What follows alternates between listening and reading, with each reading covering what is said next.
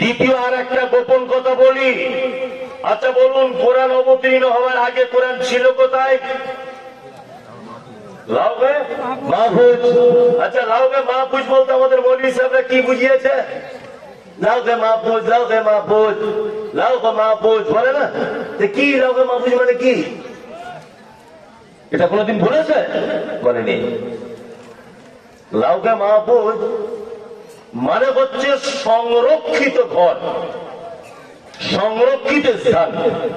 আপনাকে এবার বলছি, আমি মমতাজুল ইসলাম খুব ভালো ছবি আঁকতে পারি। আমার হাতে একটা রং আর তুলি ধরিয়ে দেওয়া হলো। আমাকে বলা হচ্ছে যে তুমি এই দেওয়ালে একটা শিশুর ছবি আঁকো। আচ্ছা বলুন তো, শিশু বলতে নারীও বোঝায়, পুরুষও বোঝায়, তাই না? আমি রং আর তুলিটা হাতে নেওয়ার পরে আমি মনে মনে অলরেডি একটা ছবি এঁকে নেবো কি নেব না? যে বাচ্চাটা দুধ পান করছে এরকম আঁকবো, না বাচ্চাটা বসে বসে খেলছে এরকম আঁকবো, না বাচ্চাটা ছুটছে এরকম আঁকবো, না বাচ্চাটা তার মায়ের কোলে ঘুমিয়ে আছে এরকম আঁকবো?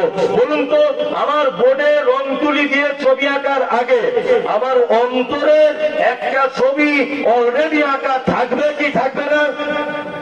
থাকবে, থাকবে। এইটার নাম লাউহে মাহফুজ। মানে আল্লাহ সুবহানাহু ওয়া তাআলা পৃথিবীতে কোরআন অবতীর্ণ করার আগে কোরআনের ভিতরে কি কি দেবেন সব তিনি পরিকল্পনা করে রেখেছিলেন। এই পরিকল্পনার জগৎটার নাম হচ্ছে লাউহে মাহফুজ। বুঝতে পারলেন?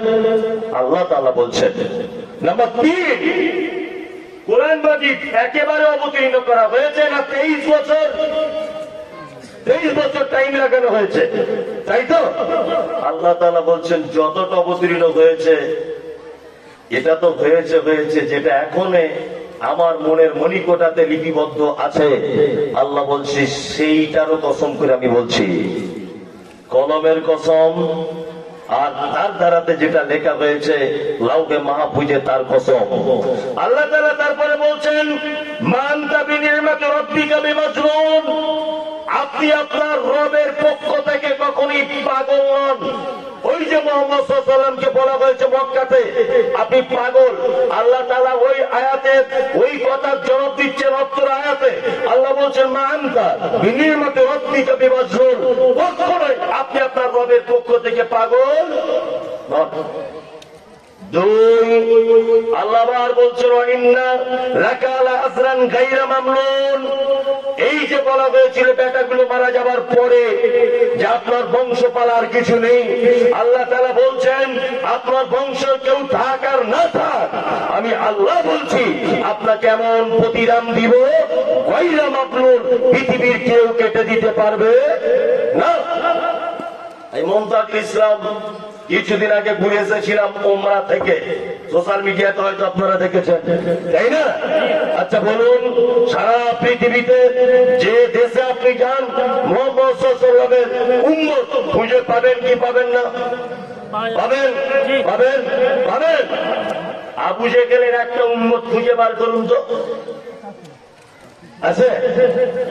আছে? নাই। আবু জেহেলের যে জায়গাটা বাড়ি, ওই জায়গাটায় আপনি যদি বাইতুল্লাহ অর্থাৎ মক্কার পিছন দিক থেকে যে গেট আছে, এই গেট দিয়ে যদি আপনি ঢোকেন তাহলে আবু জেহেলের বাড়ি দেখতে পাবেন। আবু জেহেলের বাড়িটাতে পায়খানা ঘর করে দেওয়া হয়েছে।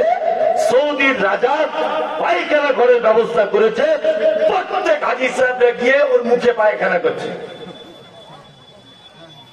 কি বলছি বুঝতে পারছেন না? আর মুহাম্মদ সাল্লাল্লাহু আলাইহি ওয়াসাল্লামের উম্মত সারা পৃথিবীতে আছে না নেই? আছে। আল্লাহ আবার বলছেন, ওয়া ইন্নাকা লাআলা খুলুকিন আযীম, নিশ্চয় আপনি উত্তম চরিত্রের অধিকারী। আমাদের নেতাকে কে?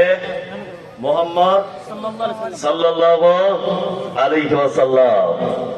আর আমরা বর্তমানেও কিছু নেতা আছে না মার্কেটে খুঁজে পাওয়া যায়, এদের পিছন পিছন কিছু মানুষ ঘরে না, ঘরে কি করে না, ঘরে আর স্লোগান দেয়, আমার নেতার চরিত্র ফুলের মতো পবিত্র, এবার ভোটে জিতবে কে, অমুক ছাড়া আবার কে?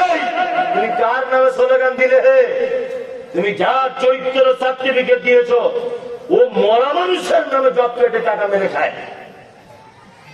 তুমি যার চরিত্র সার্টিফিকেট দিয়েছো মানুষের গরিব মানুষের পায়খানা ঘরের টাকা মেরে খায়। তুমি যার সার্টিফিকেট দিয়েছো ফুলের মতো চরিত্র ইন্দিরা বাসনের টাকা মেরে খায় খায় না। তুমি এই নেতার চরিত্র সার্টিফিকেট দিচ্ছ, আমার নেতার চরিত্র ফুলের মতো পবিত্র, অথচ তুমি মুসলিম। তোমার এই স্লোগান দেওয়া উচিত ছিল, আমার নেতার চরিত্র ফুলের মতো পবিত্র, আমার নেতা তোমার নেতা বিশ্বনবী মুহাম্মদ। আল্লাহ সুবহানাহু ওয়া তাআলা যার চরিত্রের ব্যাপারে সার্টিফিকেট দিয়েছেন, ওয়া ইন্নাকা লাআলা খুলুকিন আযীম, পৃথিবীর সবথেকে চরিত্রবান পুরুষ আপনি, আপনার থেকে চরিত্রবান পৃথিবীতে আর কেউ নেই, আছে কেউ নেই।